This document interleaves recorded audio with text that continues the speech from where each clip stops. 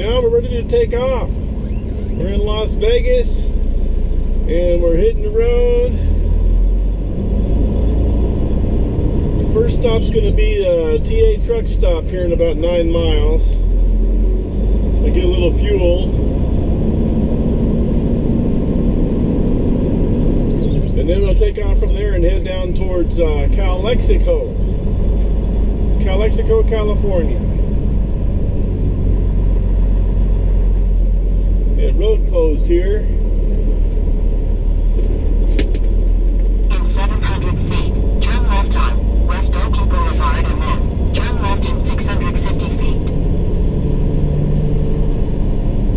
In 500 feet, turn left on Yadmir Boulevard and then turn left in 700 feet.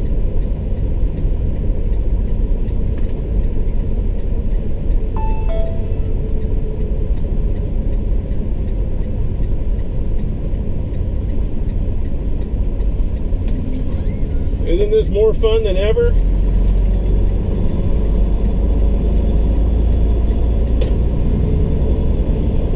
In 500 feet, turn left on West Oakland Boulevard.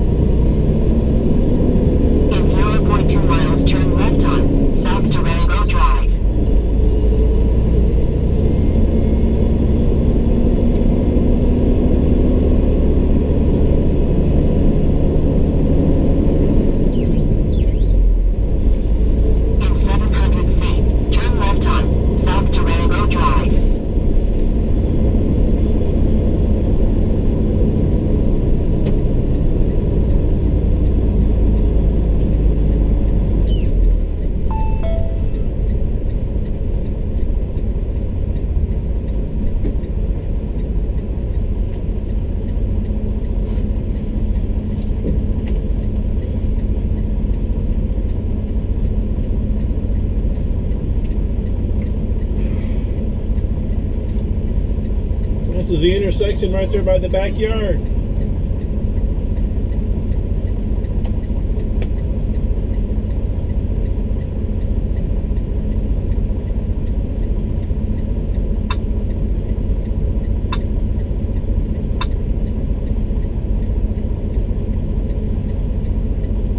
Turn left.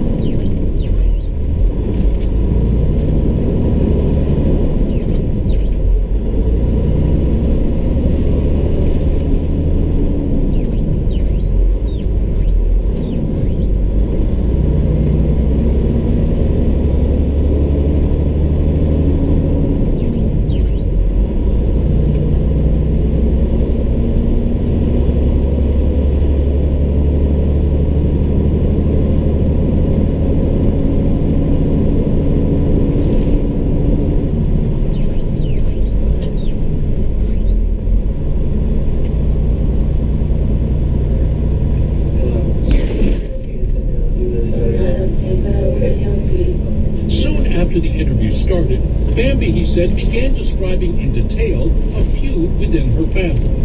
An issue with the land Bambi owned and that her In a parents half were living. mile, turn left on West Pleasantville Road.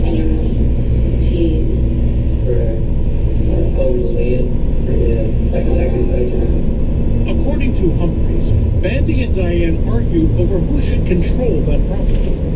Diane wanted to make sure that that property was there for In the a kids. quarter mile, turn I left think she had on become West convinced Pleasantville Road. that Bambi was not going to be in a position to manage that property, to manage I that. love this girl, my daughter, but she's beyond hope. Is that the kind of the feeling? Well, she just can't be trusted with it. Bambi didn't agree.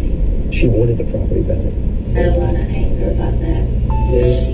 But Humphreys learned the land wasn't the only hot button between Bambi and her mother and stepdad. Bambi admitted they also argued over the raising of Bambi's boys, Nathan and Cody. Well, was there any issues where your parents didn't want the kids to go back to you guys or anything like that? Well, yeah, I understand my mom had kids and all, and it was hard for her to, give them back. At first, we were angry, at each other, being ugly at each other. Diane just wasn't comfortable with Bambi having custody of his children. In fact, just 4 months before the murders, a mother-daughter shouting match over the care for the boys got so out of hand that Diane called 911. The responding officer arrived with his dash cam rolling, just moments after Bambi had stormed away. I'm sorry, Mom. No, you're not my man. Diane explained the argument to the officer. She just discussed what she wants to do. It's what she wants to do. She doesn't not control it. Diane went on to say she felt threatened by her daughter. She scares me. She got little face and she was behind my phone. And then came this chilling pronouncement. It's just, but if anything happens to me, you know, she's a thoughtful person. Now telling us that she was in fear, in grave fear. Humphreys by now suspected Bambi was somehow involved in her parents' murders, but he was skeptical she could commit a double homicide on her own.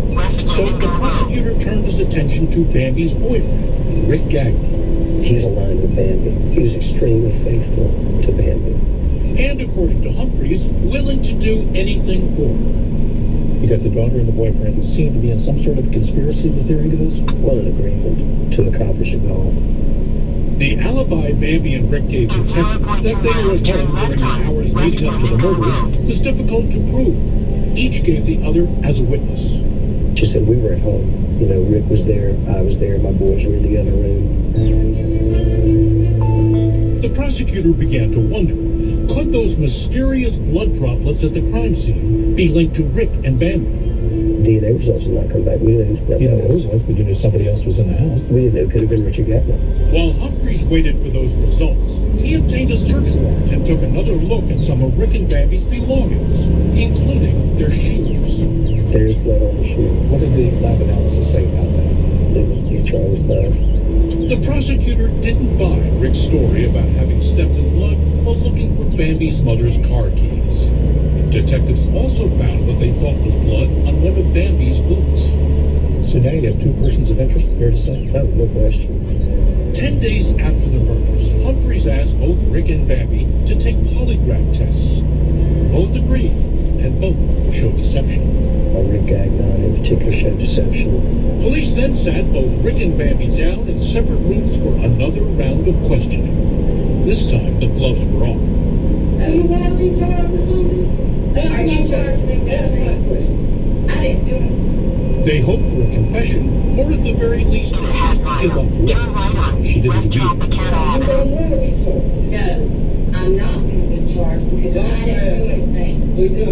Dr. Asker, so you're not going to tell us anything about you. Put some handcuffs on the jail and charge her with 2 counts of murder. But the detectives weren't done yet trying to break Bambi. On her way to her booking, Bambi said the hammer came down hard one more time. In 0.2 miles, turn right on West Tropicana And they Avenue. said, go get those crime scene photos of her mom and daddy. And I said, no. And I was trying to cover my face.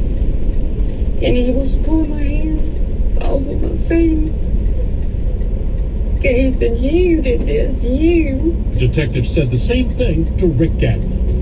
They arrested me, and that was pretty much it. If Bambi did it, then I had to be a part of it.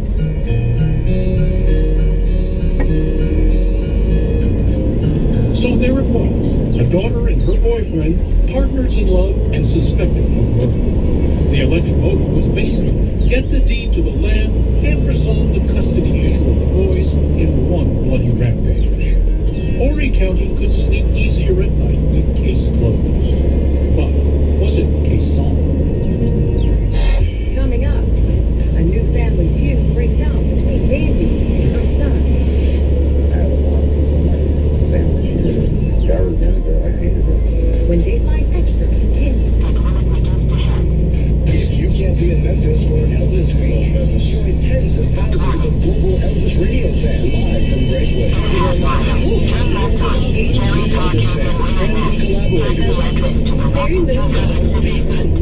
And be part of the candlelight vigil tomorrow evening. Carrying on the spirit of our departed friend Elvis. Live Elvis Week coverage now from Tuesday exclusively on Sirius XM Elvis Radio, Channel 19, or listen with the Sirius XM app.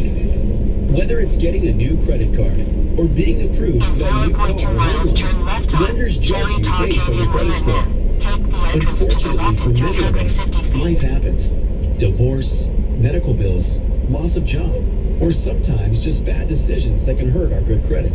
So I had a roommate, and my roommate moved out, and I couldn't afford the payments on the house. And so I got an eviction right off the bat on my record at 18. 2 years ago, a drunk driver crossed the center line, hit me head on, so I got stuck, with all the surrounding bills. Once your credit score is damaged, trying to restore it can be a long process. That's why when life happens, creditrepair.com happens. We know the challenges of trying to rebuild a poor credit history. We also know that after 15 years of helping people resolve credit issues, our process works because our members see significant improvement in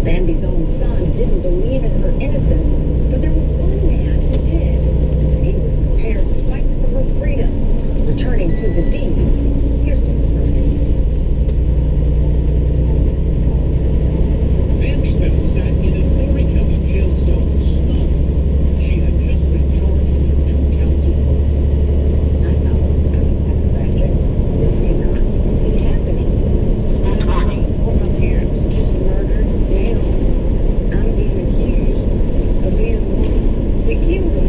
I said, y'all lost your mind. I said, this isn't a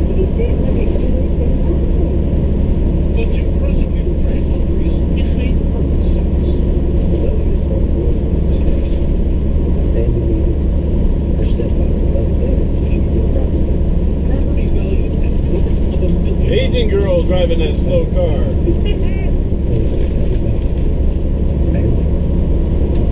As for Bambi's boyfriend, Rick, unfaithfully Bambi persuaded him to help her carry out the murder of Steve. But both Rick and Bambi said the prosecutor had it all wrong. They insisted they would never do anything to harm Diane or Charlie. Bambi downplayed the family drama in the lab, despite calling it a feud during her interrogation. She makes the lead. That is the most wondrous thing ever. It was given to me by my daddy in Denver, and even though it was in Ross name, I wouldn't believe that. All I had to do is tell mom that. Also absurd, she said, was the allegation she'd kill her parents over disagreements about how to raise her boys. Who does not have disagreements ever with their